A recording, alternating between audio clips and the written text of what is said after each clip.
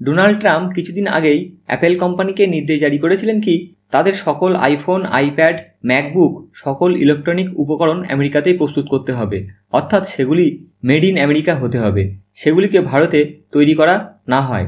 অর্থাৎ বিশেষ করে ভারতের দিকে নির্দেশ করে বলেছিলেন।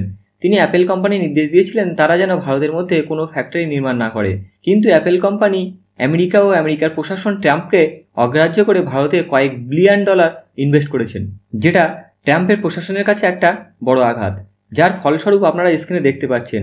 ট্রাম্প তার এক্স হ্যান্ডেল থেকে জানিয়েছেন তিনি অ্যাপেল কোম্পানির সিইও টিম কুককে জানিয়েছিলেন ভারতে ফ্যাক্টরি না বানাতে, কিন্তু অ্যাপেল কথা শুনছে না। এই জন্যই তাদেরকে শেষবারের মতো বলছি, হয় তারা তাদের সকল প্রোডাক্ট আমেরিকাতে প্রস্তুত করুক, নয়তো তাদের প্রোডাক্টের উপর ট্যারিফ কারবাই করবে আমেরিকা। তার মানে অ্যাপেলের কোনো প্রোডাক্ট যদি আমেরিকায় নির্মাণ না হয় এবং সেটা আমেরিকাতে বিক্রি করা হয়, তাহলে সেটার উপর 25% ট্যাক্স লাগানো হবে। অর্থাৎ ডোনাল্ড ট্রাম্প সেই সকল কোম্পানিকে ধমকানো শুরু করেছেন যারা চীন থেকে তাদের ফ্যাক্টরি বন্ধ করে ভারতে খুলতে চলেছে। এই জন্যই মনে করা হচ্ছে ট্রাম্প সারা বিশ্বের সামনে ভারতের বিরুদ্ধে নেমে পড়েছে। বিশেষ করে গত 1-2 মাস ধরে যেভাবে ভারতের বিরুদ্ধে বলছেন, ততটা হয়তো তিনি চীনের বিরুদ্ধে বলেননি। এই জন্যই আমেরিকাতেই চর্চা শুরু হয়েছে কি ট্রাম্প ভারতের বিরুদ্ধে চীনের থেকেও বড় ট্রেড যুদ্ধ শুরু করে দিয়েছে। তার মানে যে পিএম মোদীকে তিনি বন্ধু মনে করেন, যে ভারতকে তিনি বন্ধু বলে থাকেন, সেই বন্ধুর পিঠেই ছুরির আঘাত করছেন। এখন প্রশ্ন হলো ট্রাম্প এবং ট্রাম্প প্রশাসনের এতটা রেগে যাওয়ার কারণ কি? আসলে কিছুদিন আগে ট্রাম্প অ্যাপেল কোম্পানিকে বলেছিলেন ভারতে তাদের ফ্যাক্টরি না লাগাতে, ভারতে ইনভেস্ট না করে সকল ফ্যাক্টরি আমেরিকাতে নিয়ে আসো চীন থেকে। কিন্তু এই ঘটনা দুদিন যেতে না যেতেই অ্যাপেল কোম্পানি তারা ভারতের মধ্যে $1.5 আরব অর্থ ইনভেস্ট করার কথা ঘোষণা করে। সেই সঙ্গে এটাও জানায় তারা ভারতের মধ্যে আরও বেশি করে ইনভেস্ট করবে, ভারতের মধ্যে আরও বেশি করে আইফোন নির্মাণ করে সারা বিশ্বে সেগুলিকে এক্সপোর্ট করবে এবং বিক্রি করবে। আর এই ঘোষণায় ট্রাম্প এবং ট্রাম্প প্রশাসনের মুখের উপর সপাটে চড় মারার মতো প্রতিক্রিয়া ছিল, কারণ ট্রাম্প সারা বিশ্বের সংবাদ মাধ্যমের সামনে অ্যাপেলকে ধমকিয়েছিল। এই জন্যই এই ধমকের পরেও অ্যাপেল যেভাবে প্রতিক্রিয়া দিয়েছে কি তারা ট্রাম্পের ধমকের কাছে ভয় পায় না। আর এখানেই ট্রাম্প রাগের বশে এমনই বয়ান জারি করেছে, যেটাতে প্রমাণ দেয় ট্রাম্প কতটা বিরক্ত হয়েছেন, কারণ তার নিজের দেশের কোম্পানি তারাই ট্রাম্পের কথা মানতে চাইছে না, আর মনে করা হচ্ছে আগে গিয়েও তারা মানতে চাইবে না। তার কারণ হলো আমেরিকাতে যে সকল স্মার্টফোন বিক্রি করা হয় তার বেশিরভাগটাই, সেটা অ্যাপেল হোক বা স্যামসাং বা অন্য কোনো কোম্পানি, বেশিরভাগটাই বিশ্বের অন্যান্য দেশ থেকে নির্মাণ হয়েই আমেরিকাতে আসে। যেমনটা ভারত থেকে, চীন থেকে, এমনকি কিছু কিছু জিনিস তো দক্ষিণ কোরিয়া থেকে প্রস্তুত হয়ে আসে। এই জন্যই ট্রাম্প যদি শুধুমাত্র অ্যাপেলের উপর কারবাই করে তাহলে তারা আমেরিকার আইনের কোর্টে নিয়ে যেতে পারে।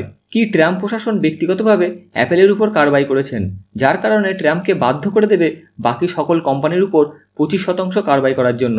আর সকলের উপর যখন ট্যারিফ আরোপ করা হবে তখন অ্যাপেলের যে প্রতিদ্বন্দ্বী স্যামসাং বা অন্য অন্য কোম্পানি আছে সবারই ফোনের দাম 25% বেড়ে যাবে, যেটাতে হবে কি প্রতিযোগিতায় অ্যাপেলকে কোনো প্রকার লোকসান ভোগ করতে হবে না, লোকসান হবে আমেরিকার সাধারণ মানুষের।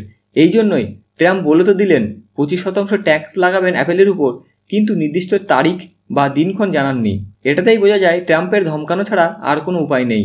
এই জন্যই আপনাদের হয়তো মনে আছে ডোনাল্ড ট্রাম্প শপথ গ্রহণের পরেই তিনি সারা বিশ্বের উপর ট্যারিফ লাগু করে দিয়েছিলেন, কিন্তু মাত্র 3 দিনের মধ্যে চীন বাদে সকল দেশের উপর থেকে ট্যারিফ তুলে নিতে বাধ্য হয়েছিলেন 90 দিনের জন্য।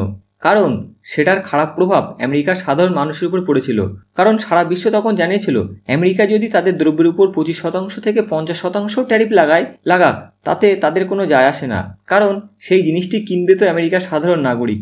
তো সমস্যা হবে কাদের? আমেরিকারই জনগণের। আর যখন সাধারণ মানুষের উপর চাপ বাড়বে তখন সমস্যা বাড়বে ট্রাম্পের। এই জন্যই তখন ট্যারিফকে তুলে নিতে বাধ্য করেছিল ট্রাম্পকে। এই জন্যই ট্রাম্প যেটা বলছে সেটা ধমকানো ছাড়া কিছুই নয়। আর যদি তিনি কোনো কারবাই করেও থাকেন তাহলে তাতে ভারতের কোনো সমস্যা হবে না, সেটা অ্যাপেল ভালোভাবেই বুঝতে পেরেছে। এই জন্যই তারা লাগাতার ভারতে ইনভেস্ট করে চলেছে। আর আপনারা এটাও জানুন, কিছু মাস ধরে আপনারা দেখতেও পাচ্ছেন সারা বিশ্ব ভারতের বিরুদ্ধে দাঁড়িয়েছে, সেটা পাকিস্তান ভারতের উপর আক্রমণ হোক বা চীন ভারতের পিছনে ষড়যন্ত্র করা বা বিশ্বের অন্য সকল দেশ হাতিয়ার বিক্রি করার জন্য ভারতের বিরুদ্ধে বলছে। এমনকি বাংলাদেশের মতো দেশও ভারত বিরোধী, শ্রীলঙ্কা, তাদের অবস্থাও শোচনীয়। এমনটাই মনে হচ্ছে কি সারা বিশ্ব ভারতের বিরুদ্ধে। আর এটাই কিন্তু একটা ভালো সংকেত, কারণ সারা বিশ্ব তার বিরুদ্ধেই বলে যার কাছে তাদের থেকে ভালো কিছু আছে। কারণ আপনারা খেয়াল করে দেখবেন, যারা ব্যর্থ হয় বা কমজোর হয় দুনিয়া তাদের বিরুদ্ধে কিছু বলে না, উল্টে তাদেরকে অসহায় বলা হয়। কিন্তু যে নতুন কিছু করে সফল হয়েছে, টাকা কামিয়েছে, দুনিয়া তার দিকে আঙুল তোলে। তাকে বদনাম করার চেষ্টা করে। অর্থাৎ ভারত নিশ্চয়ই ভালো কিছু করছে, ভারতের অর্থব্যবস্থা ভালো করছে, ভারতের সেনাশক্তি ভালো করেছে, ভারত এক নতুন দিশার দিকে এগিয়ে চলেছে। এই জন্যই বিশ্বের সকল দেশ ভারতের প্রতি ঈর্ষান্বিত হচ্ছে। তারা ভারতের প্রগতিতে জ্বলতে থাকুক, কারণ ভারত এভাবেই প্রগতির দিকে এগিয়ে চলবে, যেখানে ট্রাম্পের মতো ইগোধারী এবং শি জিনপিংয়ের মতো একনায়কতন্ত্রী আসবে এবং যাবে, কিন্তু ভারত তার নতুন দিশায় এগিয়ে চলবে। ধন্যবাদ।